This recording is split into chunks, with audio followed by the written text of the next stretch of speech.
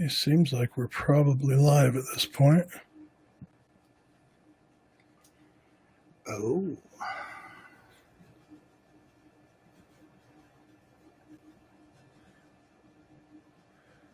Oh, yeah. Cool. So it just tweeted from our account.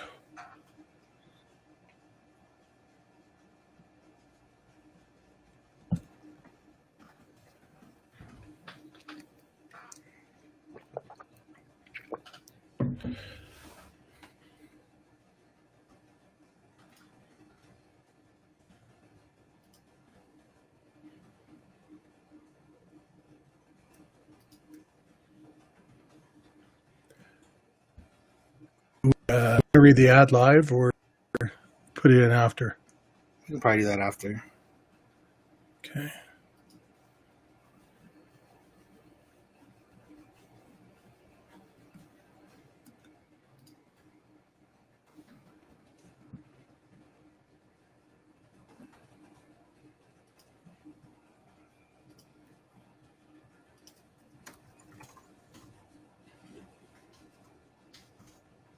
Does it show you if anyone's on? What's that? Does it like show if there's people on? If anybody's here, should a comment somewhere. Yeah. Whatever you're watching, I think all the comments should show up in our little chat window on the side. So if anybody's here already, say something. Yeah, say something.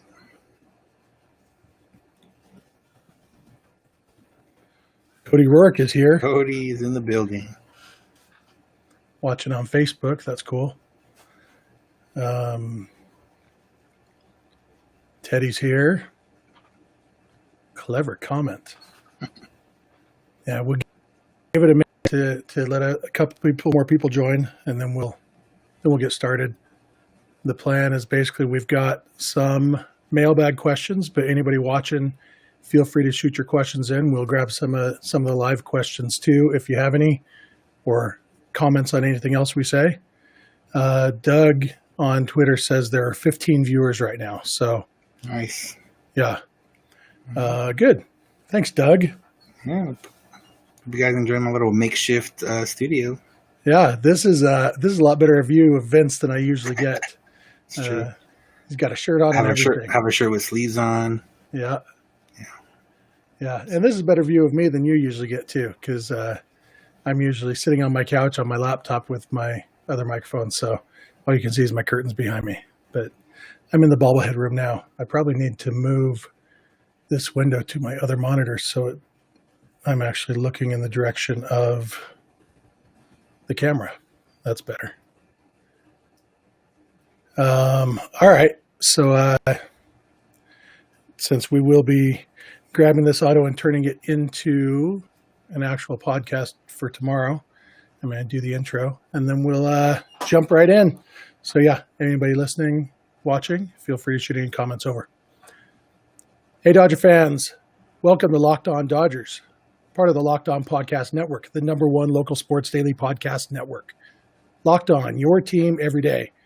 This is the daily podcast covering the Los Angeles Dodgers, bringing you the smart fans' perspective on our boys in blue. I am Jeff Snyder of Baseball Essential. No matter what Vince tells you, I am Jeff Snyder.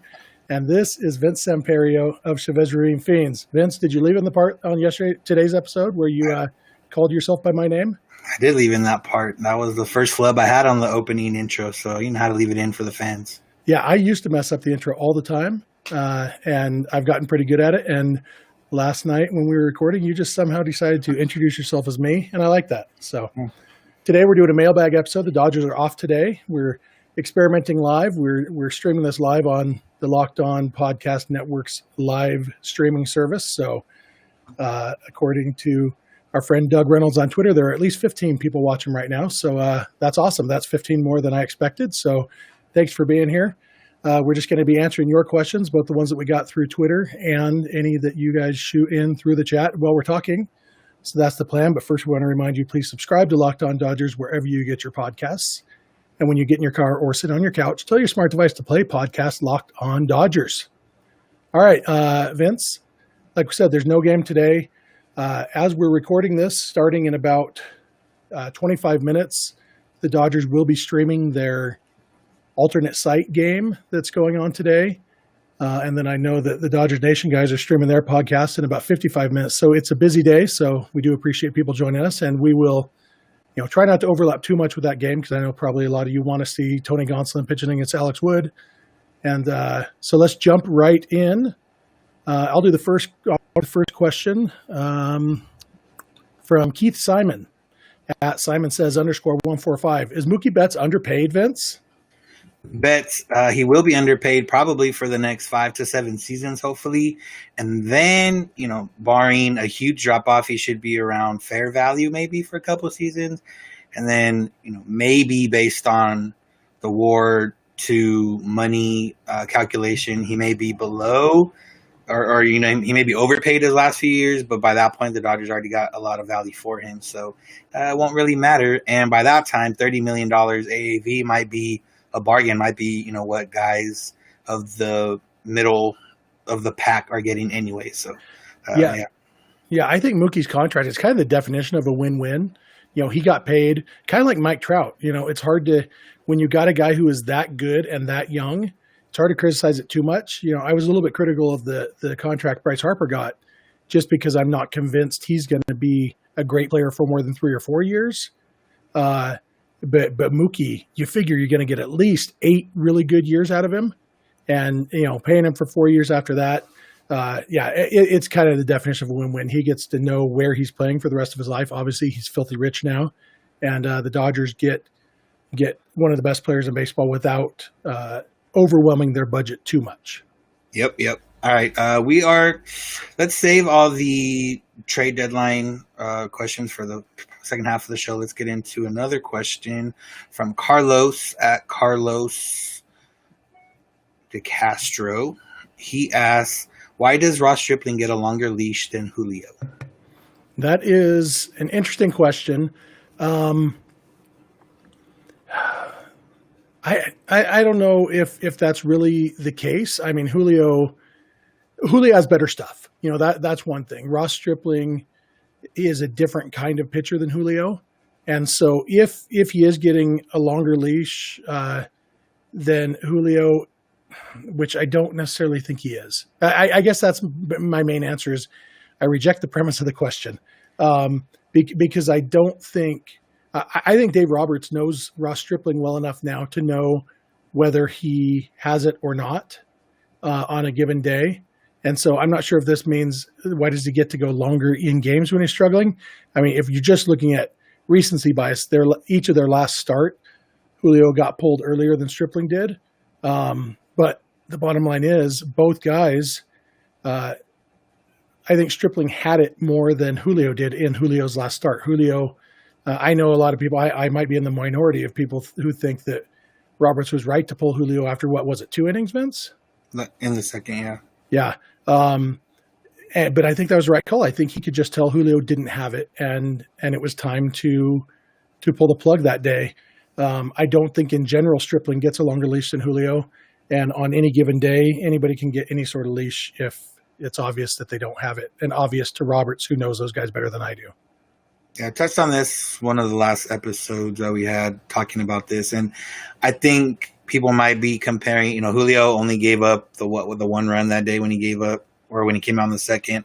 Stripling obviously gave up a lot more runs in that one start where he gave up all the home runs. And I think it was just a matter of Stripling wasn't really walking guys, wasn't really struggling in the sense of finding it. He was just getting rocked, and if that's the case, Roberts may think that he can get some length out of it, whereas Julio was already over 50 pitches. Was only going to go an inning or 2 more anyways, so he kind of cut his losses there and saved his arm a little bit. So, but I mean, it could have went either way, but we'll see how it is moving forward. And that first inning was 36 pitches or something, 34. Yeah. And so I think that played a lot into it. Just that long inning is different than a 34 pitch inning is different than 2 17 pitch innings stress wise. All right. Next question. I guess we kind of answered Chase Aguilar's question talking about whether Mookie Betts was underpaid. Chase asked, how good is Mookie Betts? Seems worth that 12-year deal. But we can use that as an excuse to talk about how much fun it is to watch Mookie Betts in Dodger Blue, right, Vince? Yeah, of course. It's been fun, or when he struggled early on, we talked a lot about his defense, how he seems to glide out there in the outfield. He picked it up on offense, and that's been fun to watch. He's starting to steal some bases. Just all around, the guy's an all-around player, and it lends to, the type of guy he is, and why Andrew Friedman was willing to trade for him, and why they were willing to extend him for this much. And yeah, like I said, it's just fun watching Mookie Betts. It's hard not to smile when you see Mookie out there on the field doing whatever he is, whether it's at the plate, on the bases, or in the field, or even just hanging out with the guys or in the dugout. I mean, he's been a seemingly overall presence. We heard about the meeting he had before the season. We've heard about him helping Barnes. We've heard about him, helping Stripling now in before the season. So just all around, Mookie Betts has been a great added value, and it's only year one. Yeah. Even if we were just talking about what he's done at the plate and in the field, it would be awesome. And then, those things you talked about, the little things that he's doing to help his teammates, it's pretty amazing. And like I said, when they traded for him, there are very few guys in Major League Baseball I would rather have on my favorite team than Mookie Betts. Yep. All right, we'll go one more question. One more question from our pal Sully at Sully Baseball. He asked, would winning it all this year put 2017 in the rearview mirror? Yeah. For me, I mean, obviously we're never really going to totally be over getting robbed of a World Series. Nothing is ever going to change that. But right now, I feel bad for Astros fans who are embarrassed by their team and embarrassed to be Astros fans. I genuinely feel bad for them. I don't feel bad for the vocal minority or maybe vocal majority of Astros fans on Twitter who don't feel bad, and or maybe it's their coping mechanism to act like a-holes because they feel so bad. I don't know what it is, but I don't feel bad for those people. And right now, they always come back with, oh, your team hasn't won a World Series in 30 years. Cody Bellinger sucked in the World Series. Blah, blah, blah, blah, blah. Basically, they get their talking points from Carlos Correa, which is not the best idea in the world. And so if the Dodgers could win the World Series, I know there will still be some stupid Astros fans say, oh, it wasn't a real season. It doesn't count. But at least that's easy to refute. I will take a legitimately won World Series in a shortened season over an illegitimately won World Series in a regular season. And so just getting that 30-plus year monkey off the back would go a long way to making Dodger fans in general feel better about a lot of things. Yeah. I lost my flag, by the way, but I saw it falling as we were sitting here. I watched it slowly fall. But yeah, like I said, I think it's just a combination of a lot of things. 2017 was taken from them essentially, this year, even in a shortened season. The regular season has never really been the issue. They've won the division 7 years in a row, and the big deal is the playoffs, so they can get through to the playoffs. Even if it was a 30-game season, 40-game season, 50-game season. So far, we're seeing pretty much all the teams in the NL that were expected to make it are going to make it. So there's not really an anomaly on that sense. So, and with an extra round of playoffs, it's just everything comes down to the Dodgers winning the playoffs, which they haven't done. And this year with an extra round, it makes it fairly legitimate, barring some kind of crazy COVID outbreak, which is not really anything they can handle anyways. But other than that, I wouldn't put it fully in the rearview mirror, but essentially puts it in the rearview mirror. Yeah, absolutely. All right. This is the point where on the actual podcast, we will insert an ad for Built Bar. For now, we'll just say, hey, check out Built Bar. It's pretty cool. And then let's move on to our obscure former Dodger of the day. Today's Kiki Hernandez's birthday, Vince, as you know. It's also Jeff Kubenka's birthday. He was your obscure former Dodger a couple weeks ago. And I was looking, have you done Kip Gross yet? I have not. I didn't think so. It's also Kip Gross's birthday. He turns 56 today.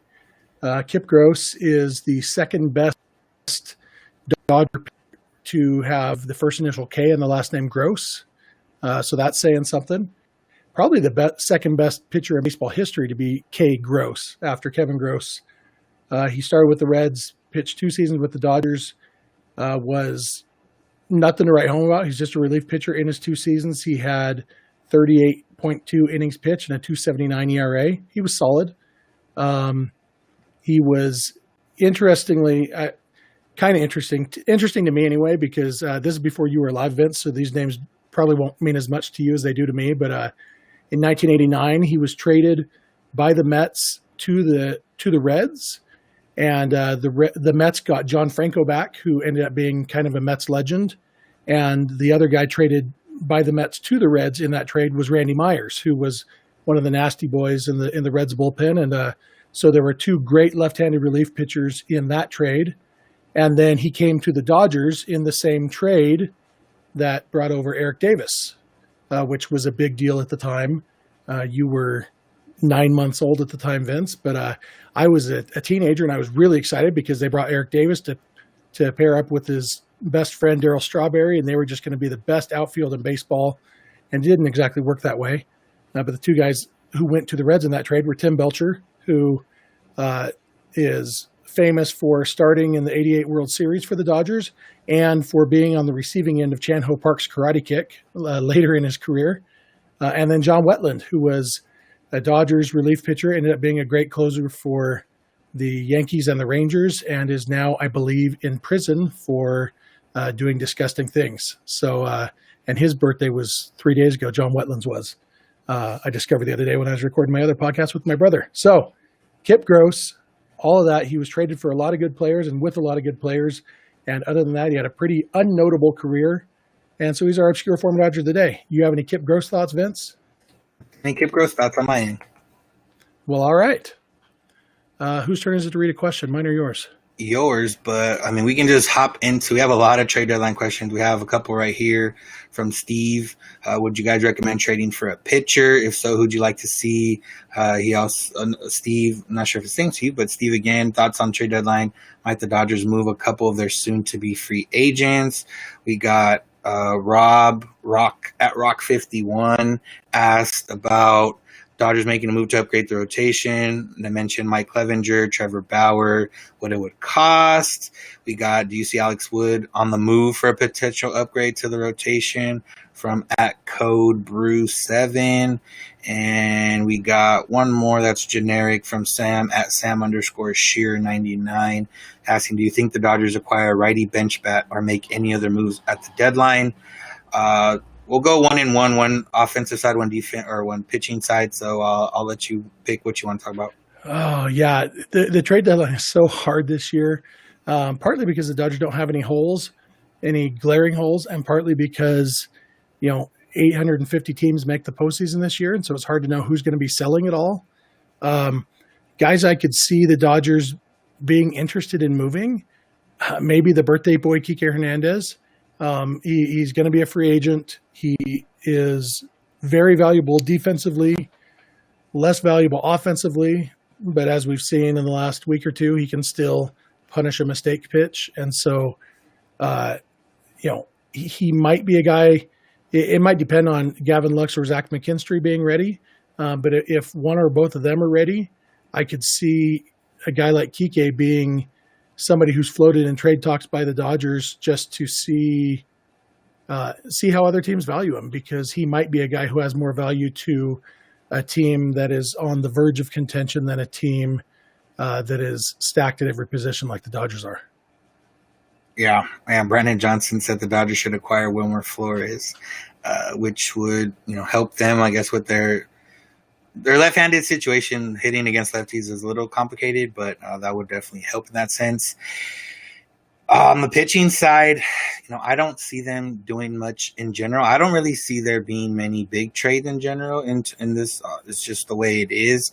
It's bigger than baseball, even more so this year than previous years, where you got people packing up and moving on. Maybe it's a little bit easier with guys that are going to be free agents where they don't have to fully, move their whole family. Maybe if they don't want to, they can wait a couple months and then figure out their free agent situation. So, we've heard the names Clevenger and Bauer and other guys. Lance Lynn has been a big one out there. I don't see the Dodgers really going after any of those unless something crazy happens in the next, few days. Lance Lynn might be an upgrade to the number 3 or 2 spot, but it's not an overall upgrade to the 1 spot, which is what would really benefit the Dodgers, just based on the fact that they're going into the playoffs. You go into the playoffs with Kershaw, Buehler, and then a combination of Julio, May, Gonsolin, and maybe Alex Wood if he can get back and get back in time.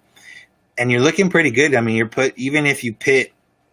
even if Ross Stripling was your number 4 starter in the playoffs, pitting him against other teams' number 4 starters, he's already better than most of those guys. So the Dodgers are fairly set there. I don't think there's anyone that changes the game for them in the rotation. And then bullpen, we actually got no questions about the bullpen, and rightfully so, since these guys have been the best bullpen in baseball by far, and I don't think there's really anyone going to be selling bullpen arms.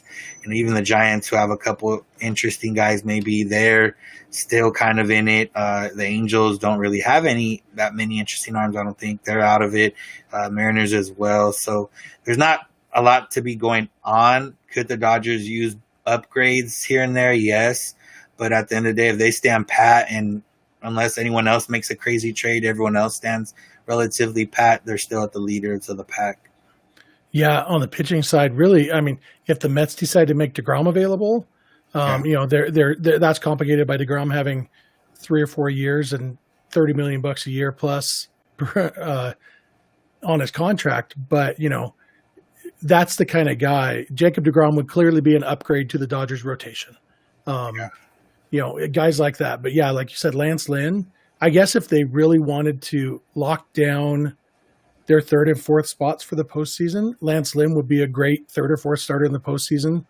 And in case of injury to one of the good pitchers, but it seems like most of the Dodgers' potential upgrades are playing at USC right now on the alternate site.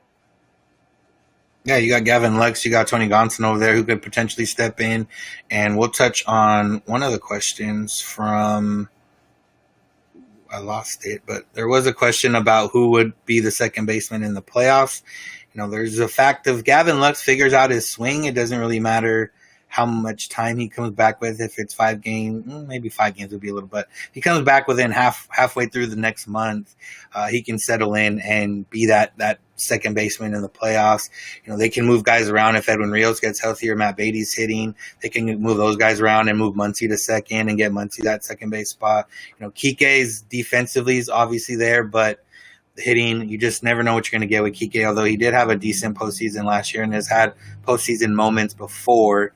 And then the other way is left field. You put Jock or Pollock in left and you don't use them as a DH, then you can put Taylor at second. So there's a lot of options, and I don't think there's a set option yet. And with a month to go, there's definitely not a set option.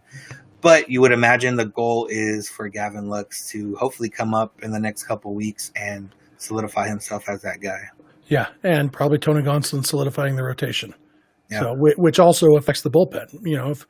If Julio ends up in the bullpen, that strengthens the bullpen for the postseason or whatever. So, I just have no idea what's going to happen at the trade deadline. And at this point, I don't know if Andrew Friedman has much of a better idea than we do, because like when he was on the broadcast the other day, he said they're currently in flirting mode, which kind of, just kind of saying, hey, right now the Giants are in a playoff position.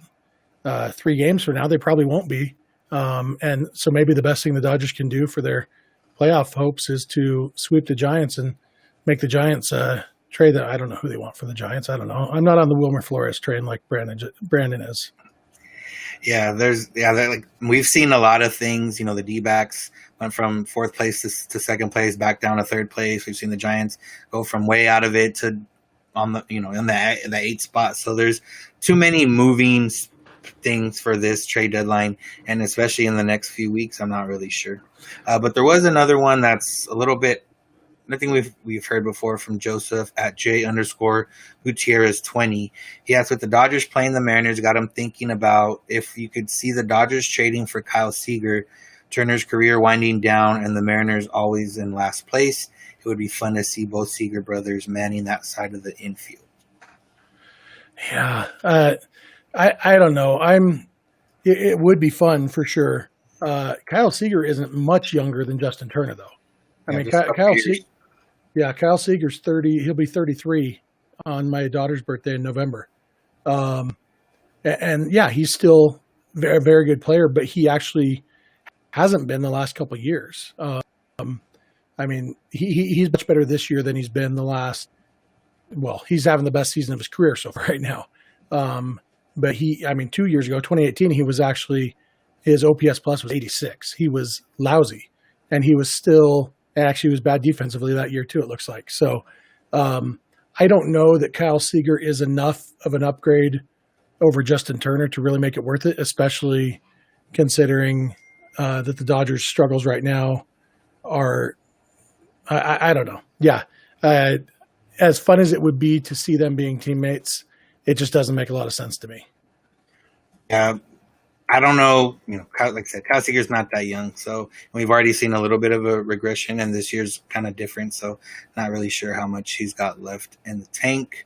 All right, Jeff. I think we got 2 more questions that we can put out there. I'll go with this one from Doug Reynolds. Who do you give the best chance of winning one of these awards? Mookie for MVP, Kershaw for Cy Young, or May Gonsolin for Rookie of the Year? Who has the best chance of winning one of those? Probably Mookie. I think the Rookie of the Year is the longest shot, even though there's maybe less competition there. But I just don't think May or Gonsolin are going to get the raw numbers, the win totals, and that sort of thing to really do it. If Gonsolin gets called back up, soon and makes 5 more starts and is scoreless in all 5 of them, and so he ends up with 50 innings pitched and 0 runs allowed. Well, yeah, there's a possibility there, but I just don't think the raw numbers are going to be there. Kershaw would be a fun story for sure if he can keep dominating like he has in most of his starts this year. He's got a chance, but really, I think Mookie has the best chance of maintaining his current performance all throughout the season. And I think that current performance has the best chance of winning him an award. Obviously, Tatis and Yastrzemski are going to have something to say about that. Some other guys, but I expect Mookie to remain more consistent maybe than Tatis and Yastrzemski are going to. Yeah, I would imagine Mookie's the best one of those chances. Interestingly enough, who leads the Dodgers pitchers in WAR? Tony Gonsolin. He's tied with Julio Urias, which is pretty interesting. And yeah, I don't think he'll get the counting stats. May still has a chance to get those counting stats. He needs Cronenworth to fall back a little from the Padres. So, and there's a lot contingent on it. If Kershaw keeps pitching how he is, he'll be up there, top 3 for sure. Mookie keeps going how he is, he'll be top 3 for sure. So I think those are the better chances. Yeah. Next question from John Herrera. If you guys are Andrew Friedman for the day, how would you construct our playoff roster, hitters and pitchers, with the rotation? So 28 players, right? We got 28 players through the playoffs? I think so. Yeah, so, they're probably going to go 15 arms and 13 position players, especially with the DH. They're not going to have to make too many switches going around. So instead of naming everyone else, it's just who would we swap out on this current roster. I think you have to find room for Lux and Gonsolin, and in order for that to happen, I think Dennis Santana or Kolarek would come down. And are they carrying 13 players right now, or pitchers? Players. Oh, I don't remember exactly who they have, but those guys would have to come up. I don't really see. Victor Gonzalez probably goes down somewhere at some point too. I don't really see anyone else. With Barnes' turnaround, it kind of takes away from the fact that you need, if he's a hitting catcher, you don't really need any other hitting catchers. Maybe carrying 3 catchers with Kabert. I don't really see that happening. Edwin Rios when he comes back. So you add Rios back, you add Lux, and you add Gonsolin. You take out Gonzalez and probably Dennis Santana, and I think Josh Sborz is still up. So those are 3 easy replacements right there. Yeah, they are carrying 16 pitchers right now. I think Kolarek, though, is earning that spot. It's, I don't know. And so much of it is going to be who's the hot hand. Some of it might even have to do with matchups in the individual series, because if you're facing a team with more lefties and more righties, obviously Kolarek and Alexander have both done a lot to show they can get both sides out. Jake McGee too. So those lefties who you might expect to have splits haven't. But yeah, I mean, you just go down the list of pitchers, and of the 16 pitchers on the active roster right now, I mean, obviously Josh Sborz hasn't contributed. He hasn't been bad. He just hasn't pitched. And, Dennis Santana has been solid. He's thrown a lot of innings, but he doesn't, I don't think he would be anybody's choice as a shutdown reliever right now. And then, and Victor Gonzalez, like you said, I don't know. It's if we're going right now, I guess I take out, like you said, Sborz and Santana and put Gonsolin in, and boom. On the position side, add Gavin Lux, and you're kind of good to go, by taking that one position spot. Obviously that assumes that everybody on this team, but I mean, there's also Edwin Rios, who is going to be healthy, and we're going to need a spot for him. And so it is hard to, I don't know. I mean, it's Gavin Lux has to replace somebody, because Edwin Rios is who that last spot where they have the extra pitcher right now. That's where that spot is slated for. So Gavin Lux has to replace somebody. And I mean, it's probably Kiki Hernandez at this point, right?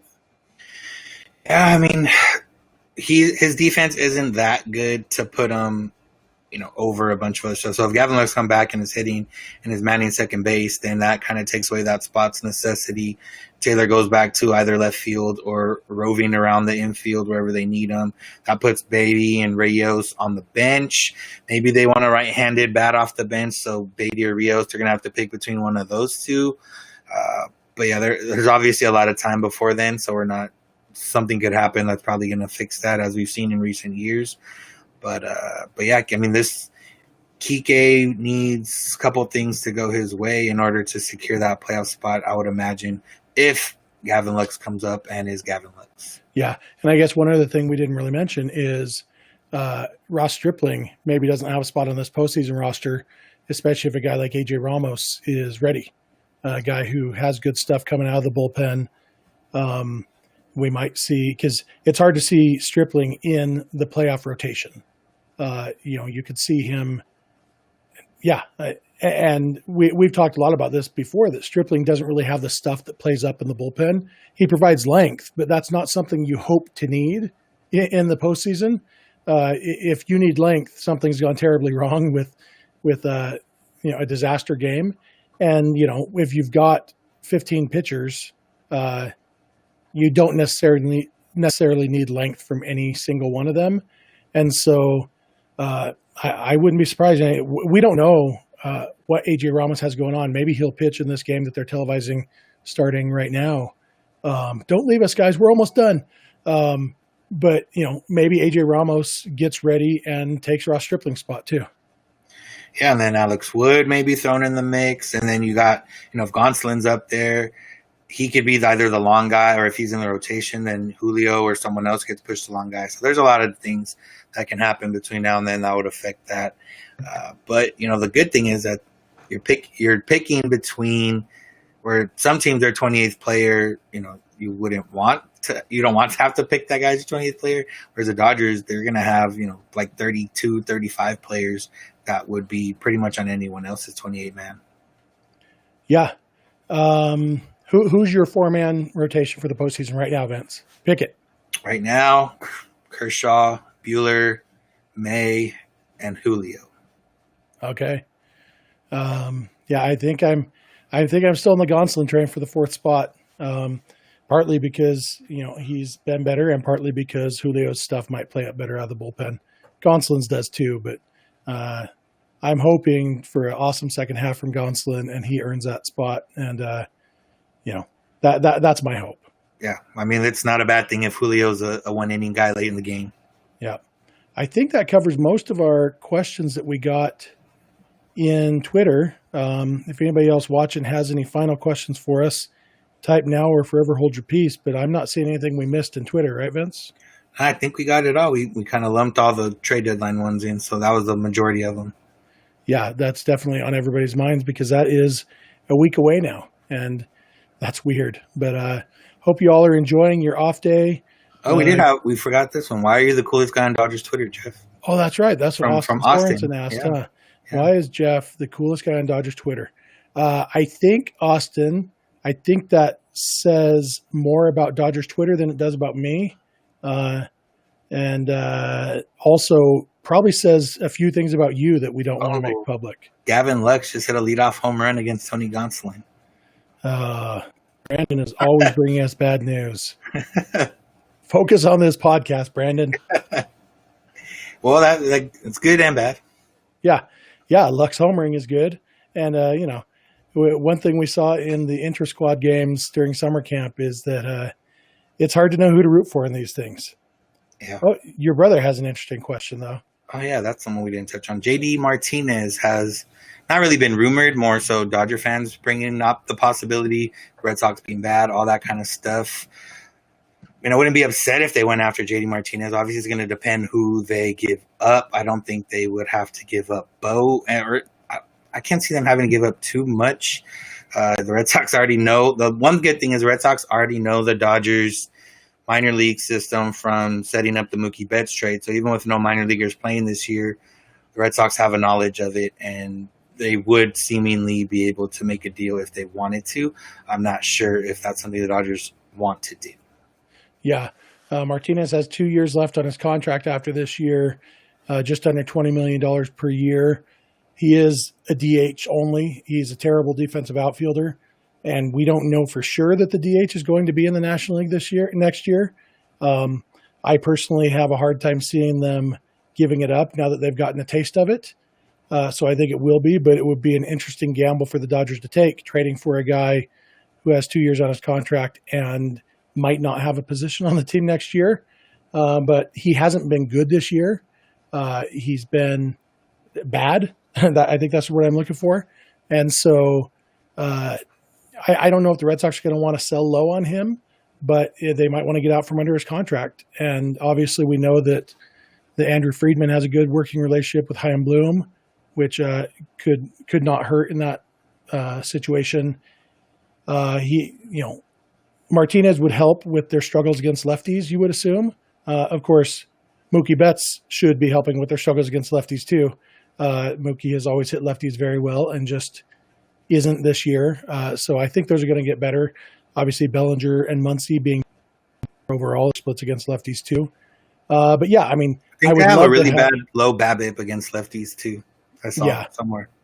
Yeah, I would love to have peak JD Martinez on the Dodgers. And, it's not out of the realm of possibility, but we already gave the Red Sox Alex Verdugo. I don't want to give them anybody else good, Yeah, that's true. Yeah. All right. I think that about wraps it up, right? You have any final comments, Vince? I got no final comments. Let's enjoy this inter-squad game. Watch our buddies over at Dodge Nation on the Blue Heaven podcast in a little bit. And be back tomorrow to listen to normal. Well, I guess this shows. If you already watched it, you don't have to listen tomorrow. No, you should listen tomorrow. At least download it and press play. You don't have to actually put it into your ears, but download it and press play because we don't want our podcast numbers to suffer just because we went live this time. Yeah, just do like those kids do when they stream the newest, like Justin Bieber or whatever. Just let it play in your background and put the sound down. Yeah. Thank you all for joining us. So this was fun. We're going to try to do more of these live episodes. The Dodgers are off the next 3 Mondays, or 2 Mondays. Yeah, maybe we'll make this a Monday thing. It's a lot of fun. So thank you for joining us. Thank you for listening to the podcast every day. Please subscribe to the show wherever you get your podcasts. You can follow us on Twitter and Instagram at Locked On Dodgers. Vince is on Twitter at Vince Samperio. I'm on Twitter at Snydog. Our DMs are open in all of those places. What else? Our email address, lockedondodgers@gmail.com. I'm just trying to figure out how to put our caption back up on here with all of our, there it is. Yeah. Our email address is lockedondodgers@gmail.com. Our phone number, if you want to leave us a voicemail or shoot us a text, is 323-863-LOCK-5625. We are here every weekday morning, and we hope you'll be here with us. When you get in your car or sit on your couch, tell your smart device to play podcast Locked On Dodgers. And remember, you don't have to agree. You just have to listen. We'll talk to you tomorrow. Have a good one. All right, we'll cut that off there. Thank you all, and that was fun, Vince. Yeah, I was. Thanks for listening, everybody, and watching. I guess. Hope it wasn't too much worse having to see our ugly faces. I mean, my ugly face and Vince's pretty face. Yeah, my beard. We should have got your brother on here. That dude's got a pretty face. Did I just make it awkward, Mike? Does he like being called Mike? He doesn't mind it. Mickey. My parents were going to name my little brother Michael, but my grandma said she would call him Mickey if they did, so they didn't. So Michael's his middle name instead. Smart. All right. I am going to click the finish button now, and then we'll be gone. Thanks, everybody. Bye, Vince.